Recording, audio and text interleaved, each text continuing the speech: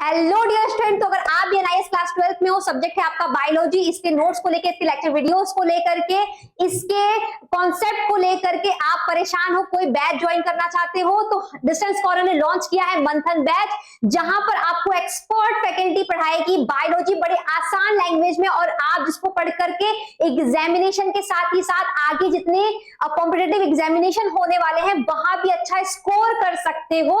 तो मंथन बैच को सब्सक्रिप्शन लेने के लिए आप प्ले स्टोर से डिस्टेंस स्कॉलर के ऐप को डाउनलोड कर सकते हो, वहां पे जाके बैच ज्वाइन कर सकते हो, हमें कांटेक्ट कर सकते हो, नंबर आपको हर जगह दिख रहा है। बाकी कुछ लेक्चर वीडियोस आपको यूट्यूब पे भी फ्री में एक्सेस करने मिल जाएंगी, तो आप बिना पैसे दिए भी यूट्यूब पे पढ़ाई जारी रख सकते हो। वेलकम स्टूडेंट्स, मैं आपकी बायोलॉजी टीचर।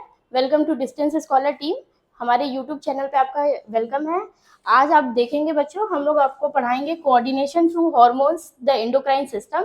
आप जानते हैं इससे पहले भी मैं एक सिलेबस एनालिसिस की वीडियो डाली है, जिसमें कि आपको मैंने बताया कि एनआईएस के पॉइंट ऑफ व्यू से कौन से चैप्टर सबसे इम्पॉर्टेंट है, किस चैप्टर की कितनी वेटेज है। तो आप प्लीज़ उस वीडियो को जाके देखिएगा ज़रूर, जिससे कि आपको पता चलेगा कि आपको किस चैप्टर को किस सीक्वेंस में फॉलो करना है। अब स्टार्ट करते हैं हम अपने सबसे इम्पॉर्टेंट चैप्टर को, जो कि एग्जाम के पॉइंट ऑफ व्यू से बहुत इंपॉर्टेंट है और इससे मोस्ट ऑफ द क्वेश्चंस पूछे जाते हैं, लॉन्ग क्वेश्चंस। बच्चों, मैं आपको पीवाईक्यू की भी एनालिसिस कराऊंगी कि कैसे क्वेश्चंस आते हैं, कौन से लॉन्ग में आते हैं, कौन से शॉर्ट्स में आते हैं, कैसे एमसीक्यू में आते हैं। तो अभी इस पहले चैप्टर को देखते हैं, उसके बाद मैं बताऊंगी कि इस चैप्टर से कैसे क्वेश्चंस पूछे जाते हैं। ठीक है, आप देख लीजिए। Coordination through hormones and the endocrine system. Hormones are the secretions from specific cells, glands in the body called endocrine gland. Hormones are carried by blood to target organs. जो हम लोगों की बॉडी में हॉर्मोन्स होते हैं, वो हम लोगों के बॉडी में ये नहीं है कि सिर्फ एक जगह पे काम करते हैं। वो हमारे बॉडी में यहाँ पे अगर ब्रेन में काम कर रहे हैं, ब्रेन से सिक्रीट आउट हो रहे हैं, तो वो काम पूरे बॉडी में थ्रू आउट द बॉडी करते हैं। तो बॉडी में डायरेक्ट काम कौन करता है? हॉर्मोन्स। हॉर्मोन्स ही वजह होते हैं जिनकी वजह से हम लोग रो सकते हैं, जिनकी वजह से हम लोग हंस रहे हैं, जिनकी वजह से हम लोग बोल रहे हैं। ये सारी जो सिक्रीशंस होती हैं, जो ब्रेन में सब कुछ चल रहा है, ये सब कुछ हम लोग जो भी अपना बिहेवियर दिखा पाते हैं वो हॉर्मोन्स की वजह से ही होता है। लाइन बाय लाइन को पढ़ेंगे और लाइन बाय लाइन को समझेंगे भी हम लोग। ठीक, अब their effect is produce in one और more specific parts only. Hormones में ये होता है कि अगर आप एक बार हॉर्मोन्स एक समय पे एक से ज्यादा जगह अपना इफेक्ट दिखा सकता है। ब्रेन से रिलीज हो रहा है पेट में, स्टमक एरिया में अपना इफेक्ट दिखा सकता है। ब्रेन से रिलीज हो रहा है हाथ में, कहीं भी वो अपना इफेक्ट दिखा सकता है। Most hormones secreted by special glands called endocrine gland. बच्चों, आप जब हमारे लेक्चर्स में पढ़ेंगे भी आगे, तो endocrine glands, exocrine glands and heterocrine glands होते हैं। तो उसमें से जो हार्मोन है वो एंडोक्राइन ग्लैंड से रिलीज होता है। ठीक, these are also called ductless gland because their secretion are poured directly into the blood, not through ducts. जो हमारा एक्सोक्राइन ग्लैंड होता है वो डक्ट के थ्रू अपने सिक्रीशन को पोर करता है। डक्ट के थ्रू मतलब जैसे कि हमारा सलाइवरी ग्लैंड हो गया, एग्जांपल्स के लिए हम समझेंगे। जो हमारा सलाइवरी ग्लैंड होता है वो यहाँ पे सलाइवरी ग्लैंड हमारे इन दोनों जॉस के अगल बगल प्रेजेंट होता है, जिसके वजह से सलाइवा हमारे मुंह में आता है और माउथ में आने के बाद हम लोग उसमें जब हम लोग खाना च्विक करते हैं, तो जिसकी वजह से वो बोलस का फॉर्मेशन करता है एंड ऑल दैट, जो भी इसका सलाइवा का काम होता है। तो सलाइवरी ग्लैंड्स जो होते हैं वो डक्ट के थ्रू अपना सिक्रीशन देते हैं। वही जो हमारा एंडोक्राइन ग्लैंड होता है, ये कोई भी डक्ट के थ्रू अपना सिक्रीशन नहीं पोर करता है, ये डायरेक्ट ब्लड में अपने सिक्रीशंस को डालता है। इसी वजह से इन्हें डक्टलेस ग्लैंड कहते हैं, क्योंकि यहाँ पे कोई भी डक्ट की जरूरत नहीं होती है, डायरेक्ट अपने सिक्रीशन को ब्लड में डालते हैं। ठीक है, आगे कंटिन्यू करेंगे। Certain hormones are produced by other glands or body parts, for example the stomach and the duodenum. अभी आप आगे जाके पढ़ेंगे कि और भी ऐसे बहुत से बॉडी पार्ट्स हैं जो कि हॉर्मोन्स का सिक्रीशन करते हैं। तो बस यही लाइन लिखी हुई है इसमें। अब चलते हैं, अब हम पढ़ेंगे nature and functions of hormone. एक हार्मोन का क्या नेचर होता है, क्या फंक्शन होता है, तो उसके बारे में पढ़ेंगे। Hormones are secrete from their source directly into the blood. मैंने जैसे अभी बताया कि जो हार्मोन है वो डायरेक्टली ब्लड में सिक्रीट आउट होते हैं। फिर blood carries the hormone to the target cell which respond to it. Blood carry करता है हार्मोन को, जिससे कि जो टारगेट सेल है वो रिस्पॉन्ड करता है। जैसे ही हार्मोन हमारा पहुंचता है अपने टारगेट ऑर्गन के पास, वो रिस्पॉन्ड करता है। Hormones regulate the physiological process, जितने भी हमारे फिजियोलॉजिकल जिसके वजह से हम लोग बिहेव कर रहे हैं, रो रहे हैं, हंस रहे हैं, फिजियोलॉजिकल प्रोसेस उनको रेगुलेट करता है hormone. They are produce in very small quantities and are biologically very active. बच्चों, हार्मोन हम लोगों को बहुत ही ज्यादा मात्रा में नहीं चाहिए होता है, ये बहुत ही ट्रेस अमाउंट में या बहुत ही लो क्वांटिटी में हम लोगों को चाहिए होता है। इसका बहुत ज्यादा हाइपर और बहुत ज्यादा हाइपो नहीं सिक्रीशन हम लोगों को अपने बॉडी में चाहिए होता है। एक ऑप्टिमम सिक्रीशन एक ऑप्टिमम अमाउंट में ही चाहिए होता है या ट्रेस अमाउंट में चाहिए होता है। Chemically the hormone may be water soluble, protein, peptide, glycoprotein, amines, lipid soluble, steroids. ठीक है, 4 टाइप से हम लोग अपने हार्मोन का डिवीजन करते हैं। अगर डिवीजन की बात करें तो 4 टाइप का डिवीजन कैसे कर सकते हैं? जैसे एक हो गया हम लोग का अमीनो एसिड्स, जिसमें आ गया हम लोग का एड्रीनल मेड्यूला का एड्रीनल मेड्यूला। फिर उसके बाद आ जाता है हम लोगों के पॉलीपेप्टाइड्स या प्रोटीन्स के, जिसमें हमारे मोस्ट ऑफ द हार्मोन्स आ जाते हैं, जैसे थाइमोसिन, और फिर उसके बाद पैराथायरॉइड हार्मोन और बहुत सारे हार्मोन्स जो कि मैं अपने नोट्स में आप लोगों को दी हूँ। फिर उसके बाद आ जाते हैं आयोडीन कंप्राइजेस वाले हार्मोन्स, जिसमें कि आयोडीन चाहिए होता है। थायराइड हार्मोन हमारा उस अंडर आता है, उस कैटेगरी के T3 T4 जो कि वो सिक्रीट करता है। स्टेरॉइडल हार्मोन्स जैसा कि यहाँ लिखा है वो लिपिड सॉल्युबल हो गया, तो इसमें आगे हमारे सारे सेक्स हार्मोन्स जैसे कि एस्ट्रोजन, प्रोजेस्टेरॉन, और इसमें आ गया एड्रीनल कॉर्टेक्स वाले हार्मोन। तो ऐसे करके हम लोग केमिकल हार्मोन्स के केमिकल नेचर पे उनका डिफरेंशिएशन करते हैं। 4 टाइप का होता है। The extra hormone are not stored in the body and are excreted out। अभी बताया कि जो एक्स्ट्रा हार्मोन्स होते हैं बॉडी में वो स्टोर नहीं करने वाली चीजें वो बॉडी के बाहर एक्सक्रीट आउट कर दी जाती है। ठीक, नेक्स्ट स्लाइड पे चलते हैं। Hormone secrete the endocrine gland. अभी बताया कि हार्मोन जो है वो एंडोक्राइन ग्लैंड से सिक्रीट होते हैं। In human there are more than dozen tissue and organ that produce hormone. बहुत सारे ऐसे ऑर्गन्स हैं जो कि हार्मोन्स प्रोड्यूस करते हैं।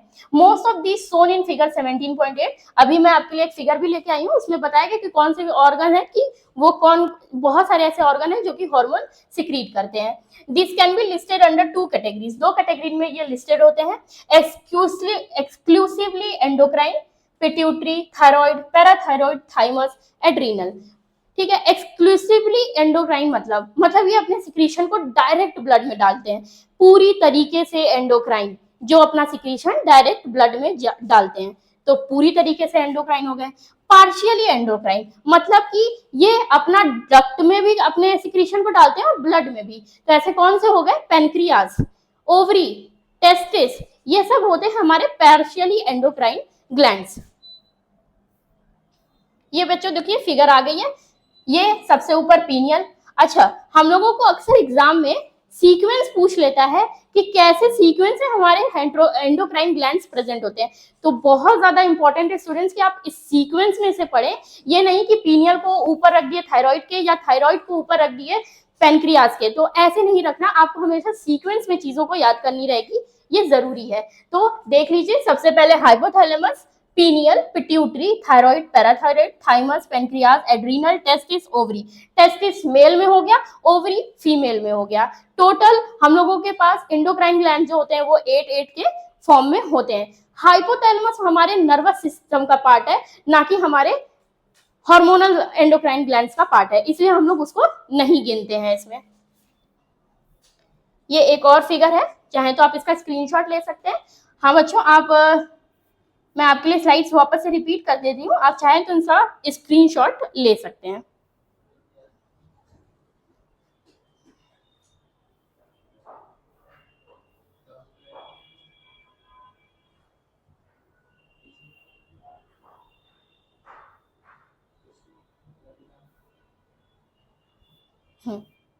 चलिए, आई होप कि मैं आप लोगों ने स्क्रीनशॉट ले लिया होगा।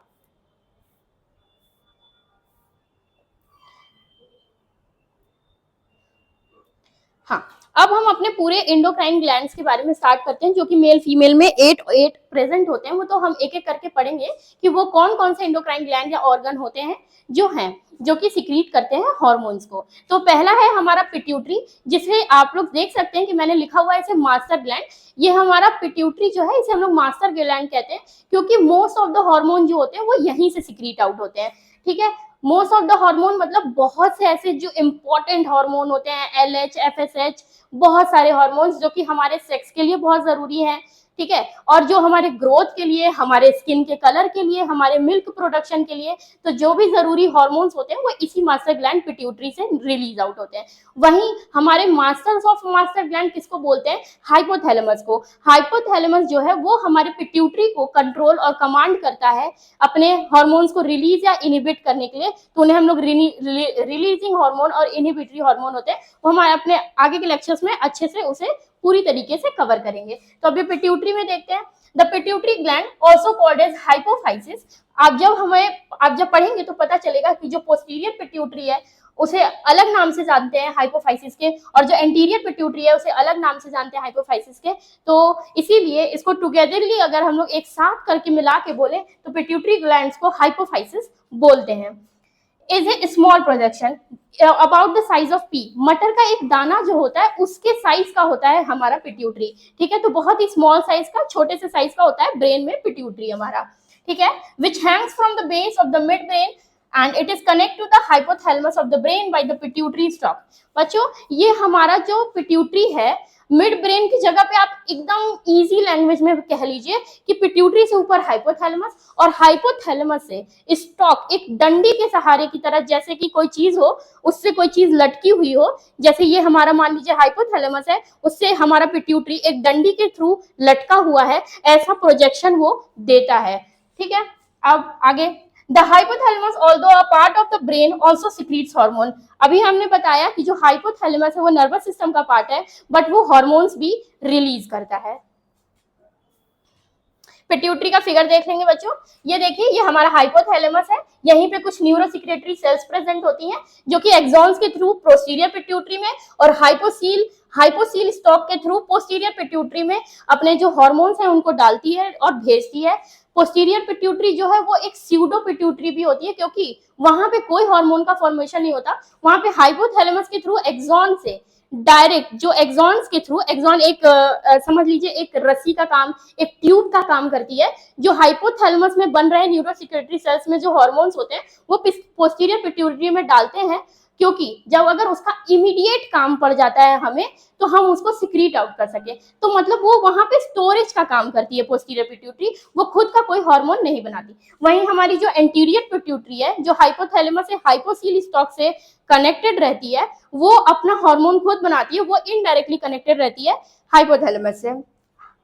अब हमारे जो पोस्टीरियर पिट्यूटरी और एंटीरियर पिट्यूटरी है, इसके 3 पार्ट होते हैं। तो पोस्टीरियर पिट्यूटरी में क्या हो गया? Pars nervosa.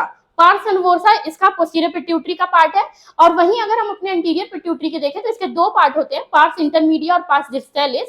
जो इंटरमीडिया है वो सिर्फ एक ही हार्मोन निकालता है, वो है MSH, मेलानोसाइट स्टिमुलेटिंग हार्मोन, जो कि हमारे स्किन कलर को डार्कन स्किन कलर की जो प्रॉपर्टी होता है वही हार्मोन अपना कैरी करता है। वहीं अगर देखा जाए तो जो हमारा इंटीरियर पिट्यूटरी का पार्स डिस्टेलिस है वो बाकी के सारे हार्मोन्स को वही कवर करता है। ठीक, और पार्स नर्वोसा जो होता है वो कोई भी हार्मोन नहीं बनाता, और बनाता है तो पोस्टीरियर पिट्यूटरी बनाता है, जो कि अभी हम आपको बताएंगे। The pituitary controls most other endocrine gland. बहुत से अदर एंडोक्राइन ग्लैंड्स को भी जो कंट्रोल करता है वो कौन है? हमारा पिट्यूटरी, इसीलिए हम इसे मास्टर ग्लैंड कहते हैं। इट हैज 2 डिस्टिंक्ट पार्ट, इसके 2 डिस्टिंक्ट पार्ट होते हैं, the anterior pituitary, the posterior pituitary. Various hormone produce from these 2 parts. बहुत सारे हार्मोन्स इन 2 पार्ट से रिलीज होते हैं, and their actions are listed below. अब एक टेबल मैं आपको दिखाऊंगी स्टूडेंट्स, जिसमें हम लोग पूरे पिट्यूटरी के हार्मोन्स के एक्शंस के बारे में, उनके नाम के बारे में देखेंगे। Pituitary hormones and their action and abnormalities due to over secretion and under secretion। जो अभी टेबल दिखाऊंगी स्टूडेंट्स, उसमें आपको दिखाएगा कि अगर उसका ओवर सिक्रीशन हो जाए तो भी कौन सी बीमारी हो जाएगी या क्या दिक्कत आएगी, और अगर उसका हाइपो मतलब कम सिक्रीशन हो जाए तो उससे क्या बीमारी आएगी। ठीक है, चार्ट ये है। Source anterior lobe pituitary, anterior lobe pituitary, वहां से क्या क्या निकलता है? Growth hormone, also known as somatotropic hormone. Growth hormone निकलता है हमारे एंटीरियर पिट्यूटरी से, जिसे हम लोग सोमैटोट्रोपिक हार्मोन भी बोलते हैं। ये प्रमोट करता है ग्रोथ को होल बॉडी का। आपकी लंबाई किससे बढ़ रही है? ग्रोथ हार्मोन से। आप छोटे हो गए, हाइट आपकी बढ़ी ही नहीं, तो ग्रोथ हार्मोन मतलब आपका सही से रिलीज ही नहीं हुआ। बहुत ज्यादा बढ़ गई तो मतलब आपका ग्रोथ हार्मोन बहुत ज्यादा रिलीज हो गया। तो ये सारी इसकी दिक्कत है। अंडर सिक्रीशन, अगर चाइल्डहुड में, बचपने में अगर अंडर सिक्रीशन, कम सिक्रीशन होता है तो वो डॉर्फिनिज्म कहलाता है, मतलब बौनापन, जिसे छोटा कहते हैं। और ओवर सिक्रीशन अगर चाइल्डहुड में हो जाए, ओवर सिक्रीशन अगर चाइल्डहुड में हो जाएगा तो उसे गिगेंटिज्म, अडल्ट में हो गई गिगेंटिज्म। और इसे एक और नाम से भी हम लोग, एक और बीमारी है जिसे हम लोग बोलते हैं एक्रोमिगेली, एक्रोमिगेली। ठीक। दूसरा, trophic hormone stimulate other endocrine gland, जिन्हें हम लोग गोनाडोट्रोपिन हार्मोन भी बोलते हैं। नीचे अभी हम लोग गोनाडोट्रोपिन हार्मोन, एफएसएच और एलएच, अगर इन्हें दोनों को जोड़ेंगे, फॉलिकल स्टिमुलेटिंग हार्मोन और ल्यूटेनाइजिंग हार्मोन, जो कि हमारे कॉर्पस ल्यूटियम के मेंटेनेंस में, टेस्टिस के डेवलपमेंट में, इन सब में काम आते हैं। तो वो मैंने आपको अपने नोट्स में सब कुछ दिया हुआ है, उसमें उस चीज को हम लोग अगर एफएसएच और एलएच को जोड़ देंगे तो उसे गोनाडोट्रोपिन हार्मोन भी हम लोग टुगेदर बोल सकते हैं। ठीक है। अब इसमें कौन कौन से हार्मोन आ गए? थायराइड स्टिमुलेटिंग हार्मोन, जो कि हमारे थायराइड को, T3 T4 को स्टिमुलेट कराता है। एड्रीनोकॉर्टिकोट्रोपिक हार्मोन ACTH, एड्रीनल कॉर्टेक्स, जो mineral corticoids, glucocorticoids, cortisol, aldosterone. बच्चों, अगर हम लोगों के बॉडी में ADH, एल्डोस्टेरॉन जो होता है, या तो कह लो उनको वेसोप्रेसिन कह लो, अगर ये सब अच्छे से रिलीज ना हो तो हम लोग की जो यूरिन होती है वो बहुत ज्यादा डाइल्यूटेड पास होने लगेगी और वाटर का लॉस होगा, जिससे कि आपको पता है कि अगर वाटर का लॉस होगा तो हम लोग डिहाइड्रेटेड हो जाएंगे, और ह्यूमन बॉडी डिहाइड्रेटेड अगर होगी तो कितने टाइप की दिक्कत आएगी वो बताने की जरूरत नहीं है। तो एड्रीनल कॉर्टेक्स, ये मिनरलोकॉर्टिकॉइड्स, ये ऐसे एल्डोस्टेरॉन, इन सब हार्मोन्स को निकालते हैं। अब फॉलिकल स्टिमुलेटिंग हार्मोन मैंने बता दिया, जो कि स्टिमुलेट करता है एग का फॉर्मेशन फीमेल्स में और स्पर्म का फॉर्मेशन एक मेल में। आप भी जानते हैं कि एग का फॉर्मेशन होना, स्पर्म का फॉर्मेशन होना हमारे लिए कितना जरूरी है। अगर फीमेल्स में एग का फॉर्मेशन और मेल्स में स्पर्म का फॉर्मेशन सही से ना हो तो हम लोग प्रोजेनी ना बढ़ा पाएंगे, बहुत सारी दिक्कतें आएंगी। तो ये सब जो चीज कराता है वो हमारा फॉलिकल स्टिमुलेटिंग हार्मोन कराता है। ल्यूटेनाइजिंग हार्मोन, जो कि स्टिमुलेट कराता है ओव्यूलेशन और फॉर्मेशन करता है कॉर्पस ल्यूटियम का फीमेल्स में, और एलएच जो करता है स्टिमुलेट कराता है टेस्टिस प्रोड्यूस करता है मेल में। अब आ जाते हैं प्रोलैक्टिन। प्रोलैक्टिन क्या होता है? ये मिल्क प्रोडक्शन का स्टिमुलेशन कराता है। प्रोलैक्टिन, जब मदर जो होती है वो प्रेगनेंसी कॉज की रहती है, प्रेग्नेंट हुई रहती है, प्रेगनेंसी के बाद जब डिलीवरी के बाद उसे बच्चे को फीड कराना होता है, तो जो मिल्क प्रोडक्शन का काम कराता है वो हमारा प्रोलैक्टिन हार्मोन ही होता है। ठीक। अब आ जाते हैं एंटी डायरेटिक हार्मोन, जो हमारा पोस्टीरियर पिट्यूटरी से निकलता है। पोस्टीरियर पिट्यूटरी से हमारा जो हार्मोन निकलता है वो ADH, एंटी डायरेटिक हार्मोन, और उसे वेसोप्रोसिन भी हम लोग बोलते हैं। और दूसरा हार्मोन जो होता है वो ऑक्सीटोसिन हो गया। तो अभी आप एक चीज देख लीजिए कि एंटीरियर पिट्यूटरी से कितने निकले? MSH, LH, FSH, growth hormone, ACTH। तो ये सारे थायराइड स्टिमुलेटिंग हार्मोन, ये सब हमारे एंटीरियर पिट्यूटरी से निकलने वाले हैं, जिसमें से सिर्फ MSH है जो कि पार्स इंटरमीडिया से निकलते हैं, बाकी जो सारे हैं वो पार्स डिस्टलिस से निकलते हैं एंटीरियर पिट्यूटरी के। पर अगर अब आ जाए हम अपने पोस्टीरियर पिट्यूटरी में, जो कि हाइपोथैलेमस से डायरेक्टली कनेक्टेड रहता है, खुद का कोई हार्मोन नहीं बनाता, तो उससे सिर्फ और सिर्फ दो ही हार्मोन बनते हैं, वो है एक ऑक्सीटोसिन, दूसरा वेसोप्रेसिन, जिसे हम लोग ADH, एंटी डायरेटिक हार्मोन भी बोलते हैं। अब इनका काम हम लोग एक एक करके देख लेते हैं। इंक्रीज करता है ADH, increase absorption of water from the kidney tubules, osmoregulation, deficiency cause diabetes insipidus. अगर ADH सही से रिलीज ही ना हो तो हम लोगों के बॉडी में पानी जो है वो एब्जॉर्ब भी नहीं करेगा, और पानी जो होता है वो बहुत ज्यादा डाइल्यूटेड फॉर्म में हम लोग के यूरिन से निकलने लगेगा, जिसकी वजह से एक बीमारी होती है डायबिटीज इंसिपिडस। ये इंक्रीज करता है एब्जॉर्प्शन को। हमारे रीनल ट्यूब्यूल, रीनल वर्ड अगर कहीं आ जाए स्टूडेंट्स उससे समझ जाइएगा किडनी की बात हो रही है, रीनल वर्ड ही किडनी के लिए यूज होता है। तो रीनल ट्यूब्यूल, ऑस्मो रेगुलेशन मतलब पानी का बैलेंस बना के रखने का काम बॉडी में कौन करता है? ADH, जिसे हम लोग वैसोप्रेसिन भी कहते हैं। अब आ जाते हैं ऑक्सीटोसिन। ये बीमारी का नाम याद कर लीजिएगा स्टूडेंट्स, बहुत इंपॉर्टेंट होता है, डायरेक्ट क्वेश्चन आते हैं इससे एनआईएस में। डायबिटीज इंसिपिडस, किसकी वजह से, कौन अगर सही से रिलीज नहीं होगा तो कौन सी बीमारी कॉज होती है, तो एडीएच अगर सही से रिलीज नहीं होगा तो बीमारी डायबिटीज इंसिपिडस हो जाती है।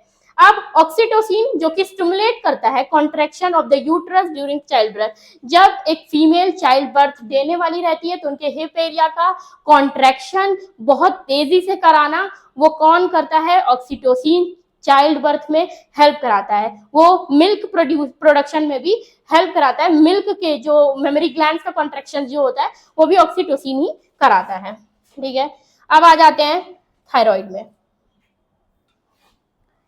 आई थिंक मैं स्क्रीनशॉट देना भूल गई थी, आप लोग अच्छे से स्क्रीनशॉट ले लीजिए इसका।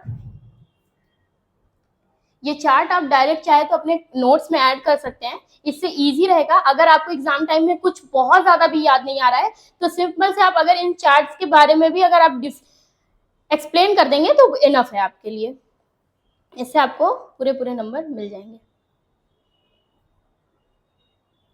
और बायोलॉजी में आप जानते हैं स्टूडेंट्स, बिना फिगर के कोई नंबर की उम्मीद मत रखिएगा, आपको फिगर जरूर से देना पड़ेगा, फिगर से ही नंबर मिलता है बायोलॉजी में।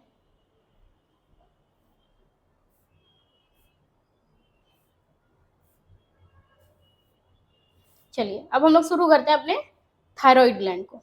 Thyroid is a bilobed structure, ये दो बाइलोब्ड मतलब जिसके दो लोब होते हैं, एक ऐसे एक ऐसे, बाइलोब्ड स्ट्रक्चर होता है हमारा थायराइड। ठीक है, situated in the front region of the neck के फ्रंट रीजन में प्रेजेंट होता है हमारा थायराइड, एकदम सामने वाले हिस्से में थायराइड। और नेक को अगर पीछे घुमा दें और थायराइड को पीछे घुमा दें तो थायराइड के पीछे क्या होगा, चार पैराथायराइड भी हम लोग पढ़ेंगे। ठीक है, situated in the front region of the neck, secrete two hormone, दो हार्मोन ये सिक्रीट करता है, थायरोक्सिन और कैल्सिटोनिन। थायरोक्सिन जो होता है वो रेगुलेट करता है बेसल मेटाबॉलिज्म को, बेसल मेटाबॉलिज्म का मतलब समझते हैं, that means the rate of cellular oxidation resulting in the heat production, heat का प्रोडक्शन, बॉडी में हीट का प्रोडक्शन, गर्मी ठंडी में गर्मी कैसे लग रही है, थायराइड हीट का प्रोडक्शन। ठीक है, अब कंट्रोल ग्रोथ एंड डेवलपमेंट, हमारे ग्रोथ को हमारे डेवलपमेंट को ये थायराइड ही करता है। अगर थायराइड अच्छे से रिलीज ना हो तो हमारे जो ग्रोथ और डेवलपमेंट बहुत तेजी से अफेक्ट होते हैं, जिसकी वजह से अभी इसकी बीमारियां भी हम लोग पढ़ेंगे कि थायराइड के होने की वजह से कौन सी बीमारियां होती हैं। कंट्रोल एंड डेवलपमेंट, ठीक है, growth and development, ossification of the bones, body temperature, mental development, वही सब है कि बॉडी का जो टेम्परेचर कंट्रोल, बॉडी का जो डेवलपमेंटल कंट्रोल, ये सब जो होता है वो हमारे थायराइड ग्लैंड्स की वजह से ही अच्छे से होता है। अंडर सिक्रीशन ऑफ थायरोक्सिन, जो यहाँ से थायराइड ग्लैंड से जो सबसे मेजर हार्मोन जो होता है वो थायरोक्सिन होता है, कैल्सिटोनिन भी रिलीज होता है, बट हम लोग पहले थायरोक्सिन के बारे में बात करेंगे। तो जो थायरोक्सिन का अंडर सिक्रीशन मतलब कि कम सिक्रीशन, हाइपोथायरॉयडिज्म, हाइपो मतलब कम, ठीक है, प्रोड्यूसेस थ्री कंडीशन, तीन कंडीशंस प्रोड्यूस करता है। सिंपल गोइटर, अच्छा बच्चों आप लोगों ने बहुत से ऐसे फिगर में या तो आई थिंक मूवीज के स्टार्टिंग में वो कैंसर तो बताते ही हैं, पर कहीं ना कहीं आपने जरूर से देखा होगा वो नेक रीजन बहुत ज्यादा फूल के एबनॉर्मलिटी ग्रोथ दिख जाती है नेक रीजन पे, और वो फूल के पूरा ऐसे गोलाई में फूल जाता है, तो उसे हम लोग बोलते हैं सिंपल गोइटर, जो कि थायराइड ग्लैंड के सिंपल हाइपोसिक्रीशन मतलब कम सिक्रीशन की वजह से गोइटर होता है। अगर थायराइड ग्लैंड जो है वो कम सिक्रीट हो रहा है तो उसकी वजह से सिंपल गोइटर होता है। अब इसमें होता क्या है, enlargement of thyroid visible as a swelling in the neck, मैंने बताया कि नेक एरिया में अच्छी खासी स्वेलिंग हो जाएगी और इनलार्जमेंट दिखेगा। It is caused due to iodine deficiency in food as iodine is needed for the production of thyroid hormone। अगर हम लोगों के खाने में, डाइट में जिसे कहते हैं आयोडीन की कमी है, कहते हैं ना नमक खाओ, नमक में नमक ज्यादा मत खाओ तो दिक्कत, नमक कम खाओ तो दिक्कत, नमक खाओ तो आयोडीन वाला खाओ। तो जो आयोडीन वाला नमक होता है वो हमारे लिए कहीं ना कहीं बहुत बेनिफिशियल होता है, क्योंकि जो आयोडीन होता है वो थायराइड हार्मोन के लिए आयोडीन बहुत जरूरी होता है, और अगर थायराइड हार्मोन ढंग से नहीं मिलेगा तो हम लोगों के बहुत सारी जो बीमारी होगी देखने को मिलेगी, जिसमें से एक है सिंपल गोइटर। तो सिंपल गोइटर की ये जो लाइन है कि अगर आयोडीन डिफिशियंसी रही फूड में तो उसके वजह से थायराइड हार्मोन अच्छे से प्रोड्यूस नहीं होगा, जो कि जरूरत होता है for the production of thyroid hormone. ठीक है। दूसरी बीमारी, पहली हो गई सिंपल गोइटर, दूसरी बीमारी जो कि कम सिक्रीशन, थायराइड ग्लैंड के कम सिक्रीशन से होती है, वो है क्रिटिनिज्म, ठीक है। Poor body growth, dwarfism, mental return. बच्चा स्पेशल चाइल्ड पैदा होगा, उसकी ग्रोथ बड़ी छोटी रहेगी, वो बहुत छोटा सा दिखेगा दिखने में, शायद सर बड़े हो जाए, अजीब सी स्टंटेड ग्रोथ दिख जाए उसके में, वो छोटा हो जाएगा, मेंटली रिटार्डेड रहेगा। ये सब बीमारी होगी आपकी क्रिटिनिज्म की वजह से। अब तीसरी बीमारी मिक्सोडीमा, ये भी थायराइड ग्लैंड के कम सिक्रीशन की वजह से होती है, वो है swelling of the faces and hands, general sluggishness, मतलब हमारा हाथ पैर बहुत ही एबनॉर्मलिटी तरीके से फूला हुआ रहेगा, स्वेलिंग दिखेंगी इसमें, किसमें, मिक्सोडीमा में, माइक्सोडीमा में, जिसके वजह से हम लोगों के थायराइड के कम सिक्रीशन होने की वजह से ये 3 बीमारियां होती हैं। इन तीनों बीमारियों का नाम स्टूडेंट्स बहुत अच्छे से याद करिएगा, खास करके ये जो चैप्टर है कोऑर्डिनेशन और हार्मोन इंटीग्रेशन का, इसमें बीमारियों के नाम से, बीमारियों से क्वेश्चंस बहुत ज्यादा आते हैं, ग्लैंड क्या चीज सिक्रीट कर रहा है उससे बहुत ज्यादा क्वेश्चन आते हैं, तो वो चीज आपको ध्यान में रखने की जरूरत है। ये है एक और फिगर लाई हूं, ये भी पिट्यूटरी का ही है, anterior pituitary, poster pituitary, hypothalamus, hypothalamic neurons, ये सब होता है, ये पोर्टल सर्कुलेशन, ये हमारे पिट्यूटरी का ही फिगर है। अब ओवर सिक्रीशन ऑफ थायराइड, अब थायराइड अगर हद से ज्यादा ही सिक्रीट हो रहा है तब कौन सी बीमारी होगी? अभी हम लोग कम सिक्रीशन वाली बीमारी पढ़ रहे थे, सिंपल गोइटर, मिक्सोडीमा, क्रिटिनिज्म। अब बहुत ज्यादा थायराइड हो रहा है, हाइपरथायराइडिज्म, तो वो प्रोड्यूस करेगा एक्सोथैलेमिक गोइटर। एक्सोथैलेमिक, बेटा ये एक्सोथैलेमिक है, पी साइलेंट है यहाँ पे, आप लोग को पी को देखना है, पी साइलेंट है, बट ये नहीं है कि आप स्पेलिंग ही गलत लिखे हैं, स्पेलिंग सही होना चाहिए, बायो में स्पेलिंग गलती पे भी नंबर कटते हैं, तो बेटर है कि आप बीमारियों के नाम की स्पेलिंग्स को लर्न करने की कोशिश करिएगा। This condition causes marks increase in the metabolic rate, rapid heart beat, shortness of health and eye protrude out together with goitre in the neck. Goitre का तो मैंने बताया, स्वेलिंग आ जाएगी नेक में, आंख मेढक की तरह बाहर आ जाएगी, बाहर आ जाएगी नेक, किसमें? एक्सोथैलेमिक गोइटर में। अगर बहुत ज्यादा थायराइड रिलीज हो रहा है बॉडी से तो उसकी वजह से हार्ट बीट बहुत तेजी से चलने लगेगी। तो ये सब कंडीशन आप लोग देख लीजिएगा, पढ़ लीजिएगा, बहुत इजी लैंग्वेज मैंने चूज किया है आपके लिए, और ये डायरेक्ट एनालिसिस की बुक से है तो आपके लिए इजी भी रहेगा, और याद करने में एज ए पॉइंट वाइज आप डायरेक्ट इसे एग्जाम में लिख सकते हैं।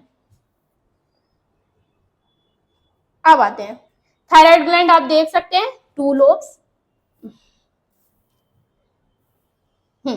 2 लोब्स थायराइड ग्लैंड, लैरिंग्स होता है ऊपर, लैरिंग्स बच्चों हमारा साउंड बॉक्स है, लैरिंग्स के वजह से ये आवाज आपको निकलती हुई दिख रही, सुनाई दे रही है, ठीक है, लैरिंग्स साउंड बॉक्स हम लोगों का। और अगर आप यही बर्ड्स में जाएंगे तो उसे कहेंगे सैरिंग्स, बर्ड्स में इसे लैरिंग्स को सैरिंग्स बोला जाता है, ठीक है। तो ये ट्रैकिया बीच में, ये जो दिख रही है कार्टिलेजियस हमारी होती है, ये हमारी ट्रैकिया, 2 लोब हमारा पिट्यूटरी, ऊपर लैरिंग्स, थायराइड ग्लैंड, ये 2 लोब थायराइड ग्लैंड। ये वेंट्रल सामने का पार्ट है स्टूडेंट्स, अगर हम इसे डोर्सल ये पीछे की तरफ कर दे, अगर ऐसे थायराइड है, थायराइड को ऐसे घुमा दे, तो जब हमारा डोर्सल साइड पीछे का साइड देखेंगे तो ऐसे 4 ऐसे ऑप्टिक लोब्स दिखेंगे, सॉरी ऑप्टिक लोब्स नहीं होता है, 4 लोब लाइक स्ट्रक्चर दिखेंगे जिसे हम लोग पैराथायराइड ग्लैंड बोलते हैं, ठीक है, पैराथायराइड ग्लैंड है। और ये हमारा ओइसोफेगस, बच्चों हमारा ओइसोफेगस फूड पाइप हो गया, ये पीछे से निकलता है ट्रैकिया के, तो वही ट्रैकिया के पास जो दिखा रहा है वो ओइसोफेगस है, हमारा फूड पाइप होता है, ठीक है। पैराथायराइड ग्लैंड, ट्रैकिया, जैसे ही हम अपने थायराइड ग्लैंड को डोर्सल साइड में देखेंगे तो ऐसे और लोब के स्ट्रक्चर में दिखेगा पैराथायराइड ग्लैंड, तो ये स्ट्रक्चर हो गया। ट्रैकिया हमारा विंड पाइप, ओइसोफेगस हमारा फूड पाइप, ठीक है। ये थायराइड ग्लैंड का इमेज है, आप प्लीज इसे एग्जाम में बनाइएगा जरूर से। कैल्सिटोनिन, अभी बताया कि थायराइड से 2 हार्मोन निकलते हैं, एक थायरोक्सिन, दूसरा कैल्सिटोनिन। कैल्सिटोनिन के बारे में पढ़ते हैं। Calcitonin it regulates calcium and phosphate levels in the blood. Calcium, phosphate, ये सब आयंस कितने जरूरी होते हैं हमारे बॉडी के लिए, ये आपको बताने की जरूरत नहीं है, तो यही कैल्सिटोनिन जो है वो रेगुलेट कराता है इन सबको। If the calcium level in blood is high, more than calcitonin is secreted and the calcium ions are removed from the blood to bones making them harder। अगर बहुत ज्यादा कैल्शियम लेवल हम लोगों के ब्लड में हाई है तो calcitonin आएगा, उसको कम कर देगा या तो उसे सिक्रीट कर देगा, जो कि मूव डाउन कर देगा ब्लड में, और जो कि बोन्स को हार्डर बनाने में यूज हो जाएंगी। कैल्सिटोनिन क्या करेगा, उन्हें बोन्स में भेज देगा, और बोन्स से हमारे कैल्शियम का लेवल अगर बोन में अच्छा हो जाएगा तो बोन्स हमारी हार्डर हो जाएगी। ठीक है, the reverse happens when the calcium level in the blood is low making the bones soft. और यही अगर कैल्शियम लेवल हटने लगे बोन से तो जो बोन है हमारी सॉफ्ट हो जाएंगी, जिसकी वजह से easy rupture, easy fracture bones में देखा जाएगा। पैराथायरॉइड आ जाते हैं। These are two small pairs of gland wholly और partially embedded in the thyroid gland, पूरा या तो आधा ये थायराइड ग्लैंड के अंदर पैराथायरॉइड जो होते हैं वो धसे हुए रहते हैं। ठीक है, ये छोटे छोटे pair of gland, 2 pairs 4, 2 pair में एक एक पेयर हो गया, 4 होते हैं ऐसे। ठीक है, ऐसे 4, अगर इंडिविजुअली गिने तो 4, अगर दोनों को पेयर में गिने तो 2 पेयर ऑफ पैराथायरॉइड ग्लैंड हम लोगों के पास प्रेजेंट रहती है। ठीक है, their secretion parathyroid hormone raises blood calcium level and stimulating release the calcium from bone। ये कैल्शियम लेवल को इंक्रीज करते हैं हमारे ब्लड में। बच्चों अगर ये बहुत ज्यादा इंक्रीज भी करने लगेंगे तो भी बहुत ज्यादा दिक्कत होती है, क्योंकि ये रीनल ट्यूब्यूल मतलब किडनी से कैल्शियम लेने लगते हैं, जो डाइट में खाना लिया उससे कैल्शियम लेने लगते हैं। ब्लड अगर कैल्शियम लेवल कम है तो वो हमारे बोन्स से कैल्शियम लेने लगते हैं, जिसकी वजह से जो बोन्स होती हैं वो बहुत ही प्रोन हो जाती हैं, बहुत ही वीक हो जाती हैं, जिसकी वजह से अगर आप थोड़ा सा भी गिरेंगे कहीं पे, अक्सर आप देखेंगे जो बहुत एज के लोग होते हैं उनके में यही सब चीज की कमी हो जाती है, जिसकी वजह से वो इजिली अगर गिरते हैं बेड पे से तो उनको फ्रैक्चर्स और रप्चर्स होने की प्रॉब्लम होती है। तो ये कैल्शियम लेवल इंक्रीज करता है हमारे बॉडी में, और अगर इंक्रीज बहुत ज्यादा करने लगेगा तो फूड से, बोन से, रीनल से, हर जगह से ये अपना कैल्शियम खींचने लगेगा, तो और ब्लड में कैल्शियम लेवल हाई करने लगेगा। ठीक, ये हो गया। अब आ जाते हैं thymus. It's located at the base of neck, ये भी नेक के नीचे बेस पे ही प्रेजेंट होता है। It produces some hormone involve in maturation of T lymphocyte and it begins to atrophy after puberty. अच्छा, ये भी बेस पे नेक के प्रेजेंट होता है। थाइमस में मोटी मोटा आप ये याद करिए कि ये पहले तो इसके सिक्रीशन को थाइमोसिन बोलते हैं। ठीक, दूसरा टी लिम्फोसाइट के मैच्योरेशन में यूज होता है। ये लाइन का मतलब बच्चा आप लोगों ने सुना होगा बी लिम्फोसाइट, टी लिम्फोसाइट, जो हमारे इम्यून रिस्पॉन्स में काम आता है। अगर ये सब बॉडी के अंदर प्रेजेंट ना हो तो आप हर वक्त एलर्जिक, हर वक्त बीमार, छोटी से छोटी एलर्जी, पॉलन ग्रेन्स की हो, डस्ट की हो, पॉल्यूशन की हो, कोई भी चीज की हो, हर वक्त आप यहीं पे बीमार ही रहेंगे अगर इसकी कमी हो जाएगी। तो ये मैच्योरेशन कराता है टी लिम्फोसाइट का, हमारे इम्यून रिस्पॉन्स का। और हाँ बच्चों, ये एजिंग के साथ साथ ढलता रहता है, कम होता चला जाता है। इसी वजह से जो आपके दादा दादी नाना होंगे वो लोग जैसे जैसे जब उम्र बढ़ती है हम लोगों की, तो अक्सर देखेंगे कि जो एजेड लोग होते हैं उनके में बीमारियां बहुत इजीली पकड़ती चली जाती हैं। क्यों?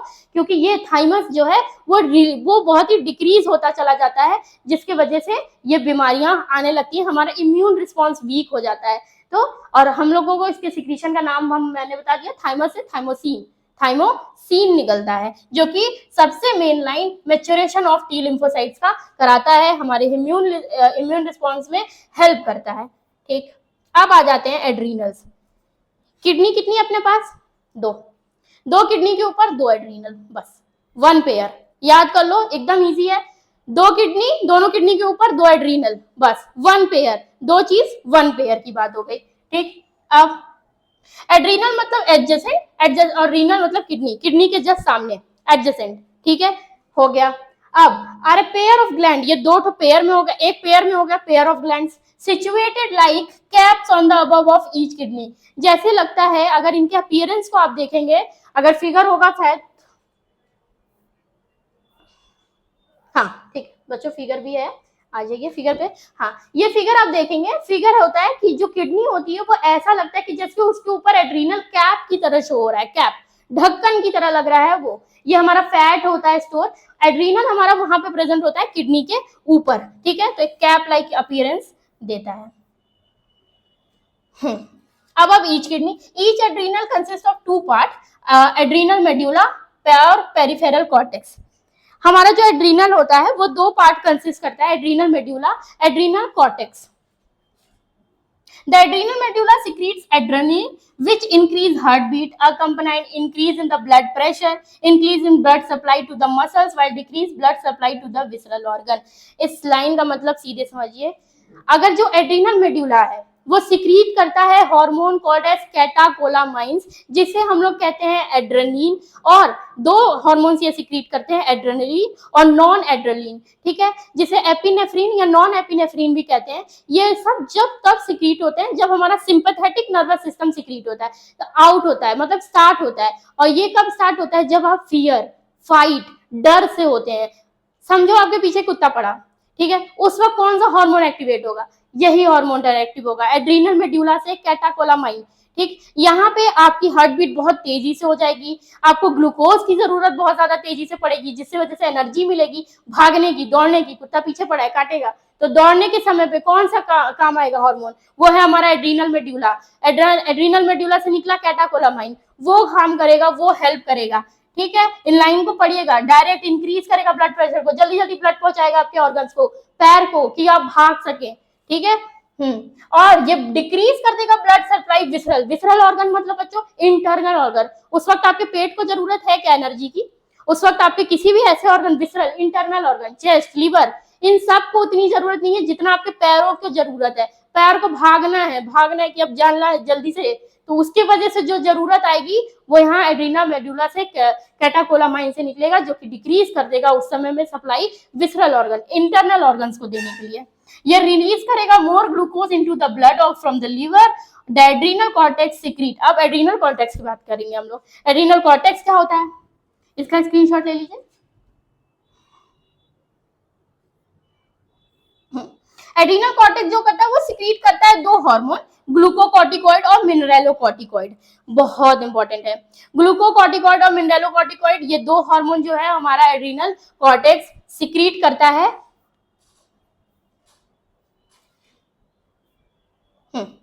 अच्छा, हम लोग ये देख लेते हैं, ऐसे होता है हमारा।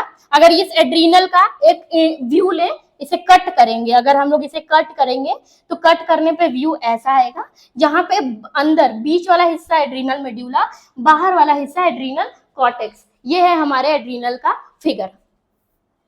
फिगर किसी का भी मत छोड़िएगा, एग्जाम में अगर कुछ पूछे तो पक्का से प्लीज बनाइएगा। ग्लूकोकॉर्टिकॉइड या एग्जाम्पल कॉर्टिसोन, जिसे हम लोग कॉर्टिसोन भी कहते हैं। In response to stress it raises blood glucose, अगर स्ट्रेस हो रहा है तो ब्लड ग्लूकोज बढ़ा देगा। Through action of liver including the deamination of amino acid during starvation, prolong fasting, बहुत लंबे समय से भूखे हो, फास्टिंग कर रहे हो, तो बॉडी को कहाँ से एनर्जी मिल जाती है? इतना लंबा लंबा जो लोग फास्ट रहते हैं वो लोग कैसे इतना, मतलब उन लोगों को तो खत्म हो जाना चाहिए, इतने लंबे लंबे 2 दिन 3 दिन आप लोग बिना खाए रह जाते हैं। किसके वजह से रह जाते हैं? वो इन्हीं सब के वजह से हो जाते हैं, ठीक है। ये during starvation and prolong fasting the required glucose, जो हम लोगों को एनर्जी रिक्वायर्ड ग्लूकोज होता है, वो इसी ग्लूकोकॉर्टिकॉइड्स के थ्रू मिलता है, provide through this hormone. It adapts the body to stresses such as extreme heat, cold, burn, infection etcetera. इन सब से बचाने का काम कौन करता है? हमारा glucocorticoids. Some of the cortical hormone behave like sex hormone। अच्छा, यहाँ पे जो कुछ कॉर्टिकॉइड्स होते हैं, जो कुछ कॉर्टिकल हार्मोन्स होते हैं, वो सेक्स हार्मोन की भी तरह करते हैं बच्चों। जैसे कि मेल में फीमेल कैरेक्टर आ जाना, फीमेल्स में मेल कैरेक्टर आ जाना, वो यही ग्लूकोकॉर्टिकॉइड्स हैं, ये यही कॉर्टिसोल्स हैं जो कि बिहेव करने लगते हैं ऐसा कि मेल में फीमेल कैरेक्टर आ जाना और फीमेल में मेल कैरेक्टर आना, ये सेक्स हार्मोन की तरह बिहेव करने लगते हैं। Overgrowth of adrenal cortex young children causes premature sexual maturity. अगर बहुत ज्यादा ओवरग्रोथ हो गया बच्चों में एड्रीनल कॉर्टेक्स का, तो ये हमारा कॉज कर देता है प्रीमेच्योर, मतलब कि बहुत ज्यादा बड़े ही ना हुए हो और उसी में मेच्योरिटी आ जाए सेक्सुअल की, ठीक है, वो बहुत अच्छे से सेक्सुअली मेच्योर हो जाए, ठीक, ये चीज हो सकता है। Overgrowth of adrenal cortex in mature female result in the development of male character such as beard and deep voice.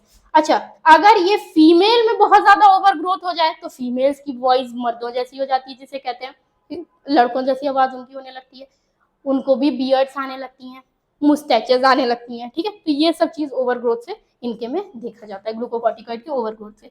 Overgrowth of adrenal cortex in mature males result in the development of some feminine character such as enlargement of breast. और अगर इसी का overgrowth mains के अंदर देखा जाए तो उनके ब्रेस्ट की बढ़ने लगते हैं, ब्रेस्ट बढ़ने लगते हैं, उनके अंदर फेमिनिन कैरेक्टर आ जाते हैं। ठीक है, तो आप इसका भी स्क्रीनशॉट ले लीजिए।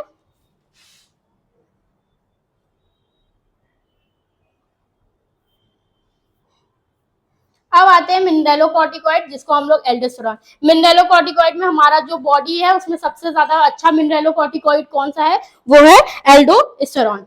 कौन सा है, aldosterone. This hormone is concerned with water retention. It increases the reabsorption of sodium chloride ions in the kidney. Read the role of aldosterone in increasing blood volume, blood glucose, pressure. जब आप kidney का chapter पढ़ेंगे तब आपको पता चलेगा कि इसका कितना ज्यादा काम है।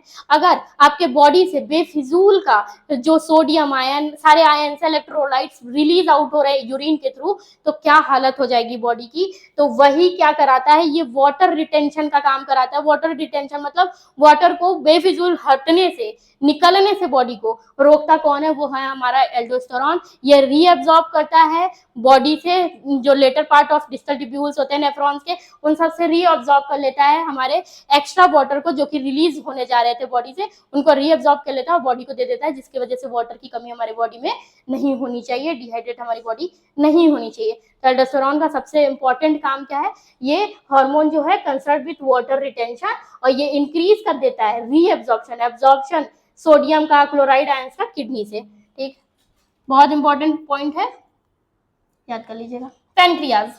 अब दूसरा, pancreas in an endocrine as well an exocrine. अभी हमने स्टार्टिंग में बताया था कि 3 टाइप के ग्लैंड होते हैं, एंडोक्राइन, एक्सोक्राइन और हेट्रोक्राइन। ठीक है, तो ये हेट्रोक्राइन वाली कैटेगरी में आ गया, जो कि दोनों है, एंडोक्राइन भी और एक्सोक्राइन भी। एक्सोक्राइन में इसकी यूनिट होती है एक्नी, एक्नी, ACINI। और अगर एंडोक्राइन में इनकी यूनिट देखें तो उसे हम लोग बोलते हैं आइसलेट्स ऑफ लैंगरहैन। और सबसे ज्यादा पेनक्रियाटिक टिश्यू एक्नी में जाता है, वहीं 1 to 2% जो पेनक्रियाटिक टिश्यू है वो एंडोक्राइन को जाता है। सलाइवरी एमाइलेज, ट्रिप्सिनोजन, ये सब जो एंजाइम होते हैं, पेनक्रियाटिक जूस होते हैं, जो एंजाइम्स होती हैं पेनक्रियाटिक जूसेस में, वो सब एक्सोक्राइन से आती हैं। पर अगर यही पेनक्रियास के एक्सोक्राइन के पार्ट से आती हैं। और अगर एंडोक्राइन की बात करें तो वहां से निकलते हैं 3 टाइप के हार्मोन्स, जिसे कहते हैं अल्फा, बीटा और डेल्टा। तो उनसे निकलता है ग्लूकागॉन, इंसुलिन और सोमैटोस्टेनिन। इंसुलिन का काम आप जानते हैं कि हमारे ब्लड में ग्लूकोज लेवल को कम करने का काम करता है। डायबिटीज वालों को क्या चढ़ता है, इंसुलिन चलता है, जिससे कि उनका ग्लूकोज लेवल उनके बॉडी में कम हो जाता है। और वहीं अगर जो ग्लूकागॉन है वो उसका जस्ट एंटागोनिस्टिक इफेक्ट या अपोजिट इफेक्ट दिखाता है, वो ग्लूकोज लेवल को बढ़ाता है ब्लड में, वो प्रोटीन्स को, फैट को, ग्लाइकोजन को, जो कि हमारा फूड स्टोरेज है, उसको भी उठा के वो ग्लूकोज में ही बदल देता है। तो ये सब काम हो जाता है हमारे ग्लूकागॉन का, इंसुलिन का। और सोमैटोस्टेनिन क्या है, ये दोनों को इनहिबिट करता है, अल्फा को भी और बीटा को भी। ठीक है, क्या लिखा है इसके अंदर पढ़ लेते हैं। Pancreas in endocrine as well an exocrine gland, it is a special group of cell called islets of Langerhans, endocrine वाला part, which consist of 3 kinds of cell, alpha producing hormone glucagon, beta producing hormone insulin, and gamma. Sorry बच्चों, कहीं कहीं बुकों में ये gamma, delta ऐसे करके लिखा है, तो ये गामा यहाँ पे लिखा हुआ है, तो आप इसे प्लीज गामा से ही याद करिएगा। तो gamma cells producing hormone called somatostatin, somatostatin. अब आते हैं glucagon, it stimulates breakdown of glycogen into glucose. अभी मैंने बताया कि ग्लाइकोजन को भी उठा के ये ग्लूकोज में बदल देता है, इसी वजह से ये ग्लूकोज का मात्रा बॉडी में बढ़ाता है। In the liver leading to the rise in the blood sugar level, sugar blood जो ब्लड में शुगर लेवल को बढ़ा देता है। ग्लूकोज शुगर का ही पार्ट है, शुगर बढ़ाता है हमारे बॉडी में ये।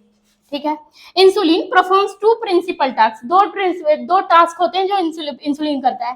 Promote glucose utilisation for the body cells, जो ग्लूकागॉन बढ़ाया है उसको यूटिलाइज करने का काम करता है।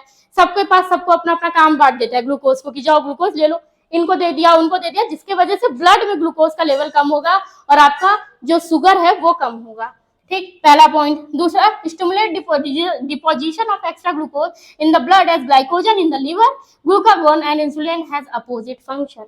बहुत से ऐसे हार्मोन हैं जिनका एंटागोनिस्टिक इफेक्ट, अपोजिट इफेक्ट होता है, तो वैसे ही हमारा ग्लूकागॉन और इंसुलिन है जो अपोजिट इफेक्ट दिखाते हैं। ठीक है, मतलब ग्लूकागॉन बढ़ाता है, इंसुलिन कम करता है। ठीक, ये काम हो गया। ये वापस से ग्लूकोज को ग्लाइकोजन हमारे फैट के फॉर्म में हमारे फूड के फॉर्म में जाके लिवर को दे देता है कि भाई तुम अपना ग्लाइकोजन अपने पास रखो।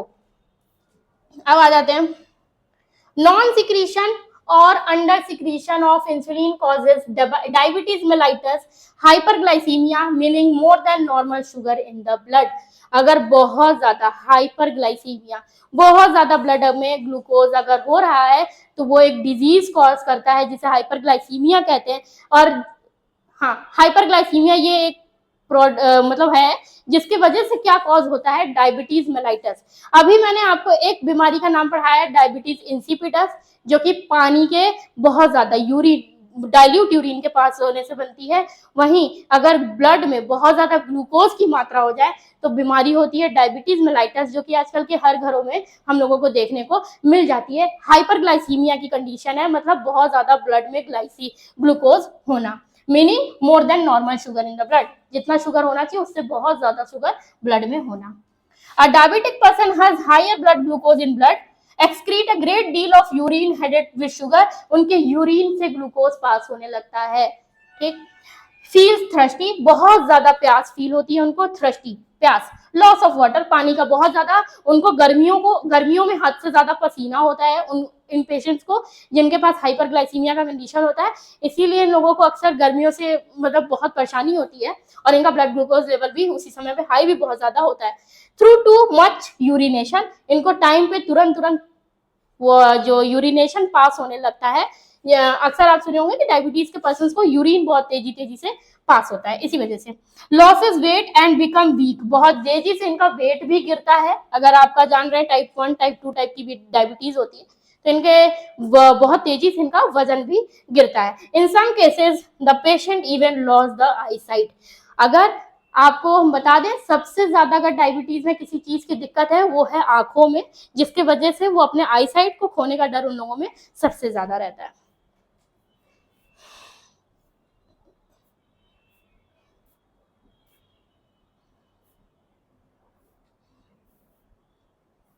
इसका स्क्रीनशॉट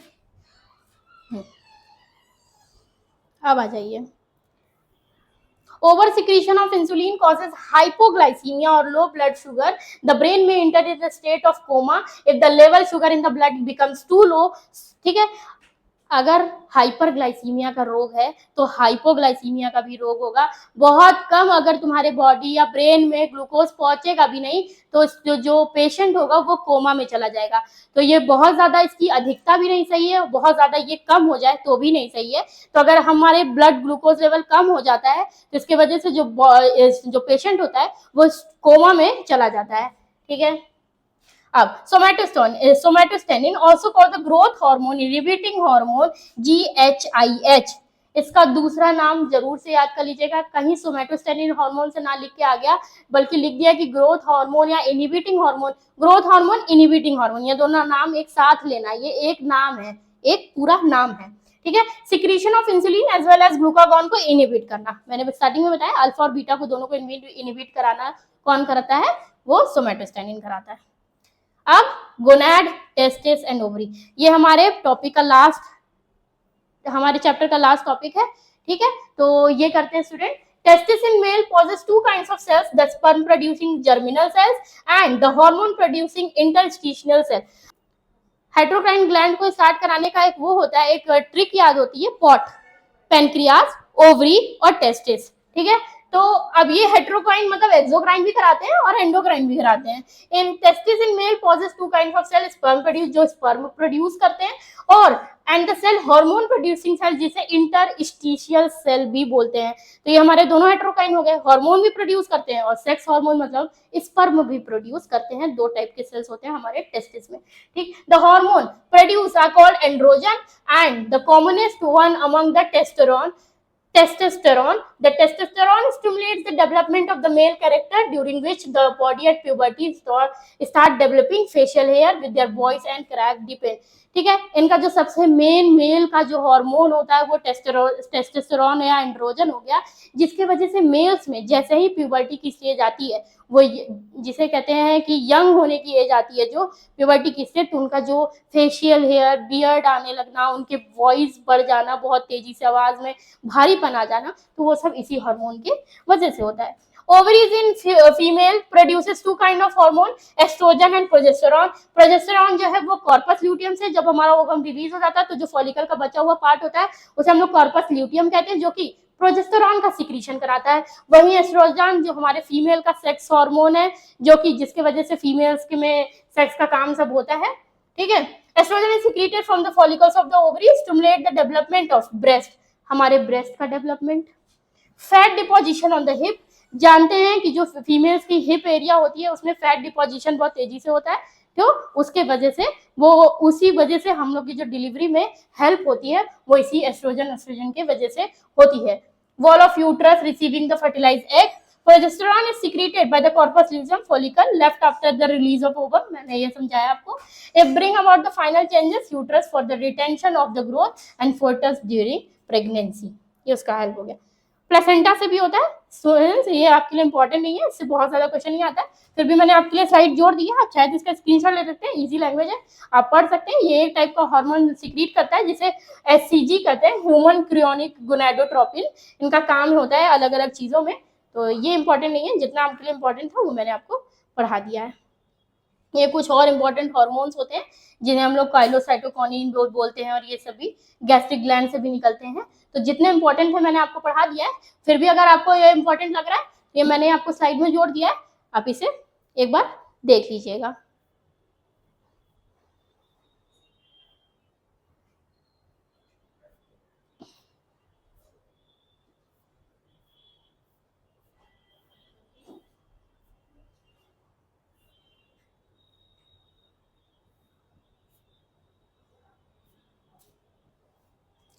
थैंक यू स्टूडेंट्स, आपको बस ये चैप्टर का अगर आपको डिटेल लेक्चर चाहिए होगा तो आप हमारे सब्सक्रिप्शन ले सकते हैं हमारे ऐप पे, वहाँ पे आपको मेरे पूरे हैंड रिटन नोट्स आपको मिलेंगे, और फिर उसके बाद इस पूरे चैप्टर की डिटेल लेक्चर मिलेगी जहाँ पे मैं आपको हार्मोन्स की और भी जो डिटेल जानकारी होगी वो आपको इसमें मिलेगी, ठीक है।